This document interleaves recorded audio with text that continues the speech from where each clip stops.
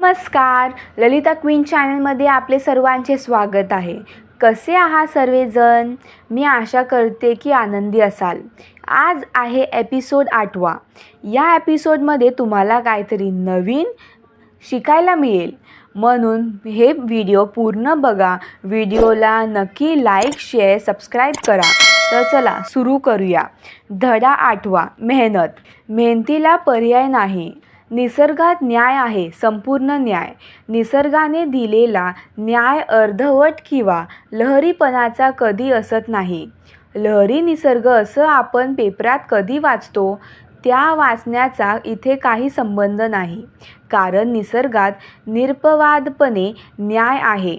एखाद्याला मागचं पुढचं काहीच माहीत नसताना त्याने एखादे उदाहरण देऊन सांगावं की हा अन्याय आहे किंवा विचारावं की हा आहे का न्याय. अशा युक्तिवादाचा काही संबंध नाही.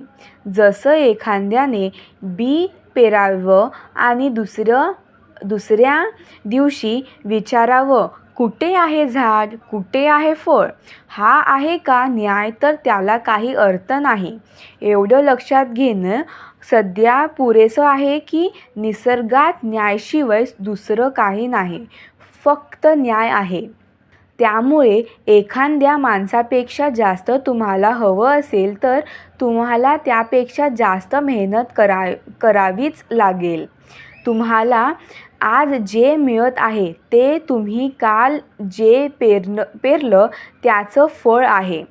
तुम्हाला आज जे मिळत आहे त्यापेक्षा भविष्यात तुम्हाला जर जास्त हवं असेल किंवा वेगळं हवं असेल किंवा अधिक चांगलं हवं असेल तर तुम्हाला वर्तमानात अधिक चांगलं किंवा वेगळं किंवा जास्त पेरावं लागेल. तुम्हाला आयुष्यात जी कोणती गोष्ट पाहिजे तिची काही ना काही किंमत आहे, जी तुम्हाला घ्यावीच लागते. पूर्ण आणि आगाऊ. मेहनतीला पर्याय नाही. मेहनतीची माणसांकडे खूप क्षमता आहे. असे लोक आहेत जे सलग 12-12, 18-18 तास काम करतात. सलग 100-100 तास काम करून विक्रम नोंदवणारे लोकसुद्धा आहेत. म्हणूनच अशी म्हण आहे, स्पॅनिश किंवा इटालियन भाषेत किंवा चायनीज असेल कदाचित, या क्षणी माझ्या लक्षात नाही, पण म्हण अशी आहे, माणूस थकल्यानंतरही बरंच अंतर चालू शकतो. लक्षात ठेवा, थकणे हा पर्याय नाही. ध्येयाच्या वेडाने लोक कामात एवढं गंजून जातात की थकण्याची आठवणही राहत नाही. पण आपण जर स्वतःच ठरवलं की आपण 1 तासानंतर थकणार आहोत, तर 1 तासाची वाट पाहण्याची गरज पडत नाही. अर्ध्या तासापासून थकायलाच सुरुवात होते आणि तासाभरानंतर आपण थकलो याची आठवणही करून द्यायची लागत नाही. होंडा नामक व्यक्तीबद्दल असं म्हटलं जातं की तो कामात इतका वाईटरित्या मंगत असायचा की त्याची एकाग्रता भंग करणं जवळजवळ अशक्य काम होतं. पण त्याशिवाय होंडा हे नाव जगात सगळीकडे जाणं कसं शक्य होतं? पाल गेटी नावाचा एक दुसरा अतिश्रीमंत माणूस होता, पण जन्माने नाही. त्याच्या व्यवसायाच्या सुरुवातीच्या काळात असं म्हटलं जातं तो रात्री क्वचितच झोपायचा. मेहनतीचा जागा शब्द घेऊ शकत नाही. मुंबई एका होर्डिंगवर जाहीर फलकावर मी एका जाहिरात वाचलं, ही बीजिंग ऑलिम्पिक सुरू होण्याच्या किंचित आधीच किंवा सुरूच झाले असतील तेव्हाची गोष्ट आहे.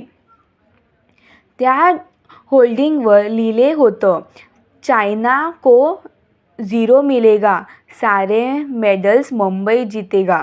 पण झालं काय? चायना 100 घेऊन गेला आणि आपण? तुम्हाला माहीतच आहे. कोणाला वाटेल ती तर एक जाहीर आहे, पण असं नाही. आपले बोलणे आणि करणे आपल्या विचाराचे प्रतिबिंब असते. मग ती जाहिरात का असत नाही? सांगायचं तात्पर्य, मेहनतीची जागा शब्द घेऊ शकत नाही. मेहनतीशिवाय काहीच नाही. आपण आरामात खुर्चीत बसून राहतो म्हटलं तर आपण कसं पोचणार कुठे? प्रत्येक यशस्वी माणसाचं उदाहरण हे मेहनत आणि चिकाटीचं उदाहरण आहे. प्रत्येक मोठ्या यशाच्या मागे निश्चित ध्येय समोर ठेवून आणि संपूर्ण शक्ती त्या ध्येयावर केंद्रित करून केलेल्या कठोर मेहनतीची कित्येक वर्ष असतात. कुठलीही ध्येय किंमत मोजल्याशिवाय साधन होणार नाही. लोकांना टीव्ही पाहू द्या, गप्पा मारू द्या, झोपा काढू द्या, तुमच्याकडे यासाठी वेळ नाही. ध्येयाने झपाटलेल्या माणसाला ध्येयाशिवाय दुसरं काही दिसत नाही, दिसायला पण नको. सर्व यशस्वी लोक खूप मेहनत करतात. एडिसनची सर्वात मोठी विशेषता, जी त्याची सर्वात मोठी संपत्ती होती, ती म्हणजे एकाग्रता. एकदा प्रयोग किंवा संशोधन सुरू केल्यावर जे तो शोधतोय ते सापडल्यापर्यंत किंवा त्यासाठी शक्य ते सर्व प्रयत्न संपेपर्यंत तो कधीच थांबायचा नाही.